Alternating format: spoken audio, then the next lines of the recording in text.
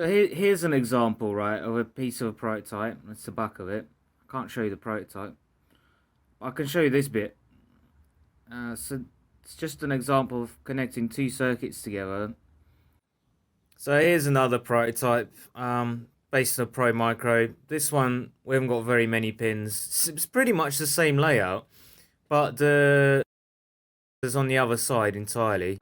And they're actually sandwiched in. There's actually three of them stacked on top of each other, full of parts. And they just one whole unit. And you've just got this skinny little wire connecting them together. And yeah, it's all pretty straightforward, really. Like this circuit is exactly the same as the circuits you just saw, but it is completely waterproofed and white tack over the button. I'm having to keep it blurred because like I can't really show the product. But yeah, basically this is just all in one block of hot glue. It's completely waterproof. Same thing here, but they're quite spread out. I can't show you the whole thing.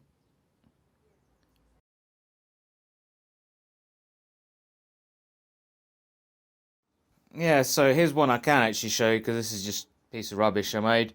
I take it around with me just for fun, just to show people that this costs about 70p in parts. It's very, very, very cheap to make.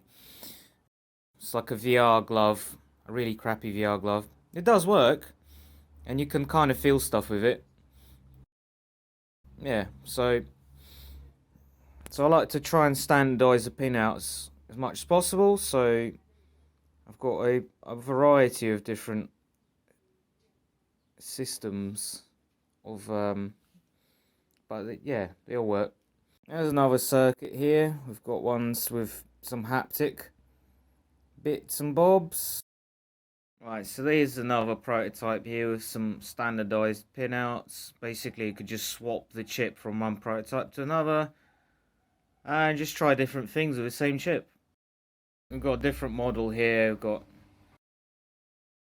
outputs on this device. Again, same standard pinout, but a different model. We've got another prototype here with completely different sensors, and it's got this same pinout. This is one of the old forgotten models where I didn't have any sort of standard pinout for anything. I just shoved the circuit right on top of the Arduino and didn't really think too much about, you know, how will it be, how can I reuse this for other things and models. That's a barrier I've crossed, thankfully, and it doesn't have to look like this anymore.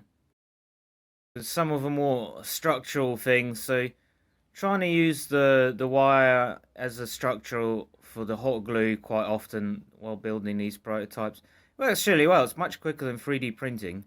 Got a set of models that just have these plugs. This is like a just swappable plugs. You can just swap one out and put another one in. Just gonna show you some of the old battered prototype that I made that had no pinout or any sort of standard. It looked like an absolute mess. This thing is just a mess. It's just a big bloody mess. It's absolute chaos. No sort of order of anything. Like I started to actually use plugs there. After quite a while, it took me a while to be like, actually, you know what? I quite like a plug on this so that I can swap the inner workings.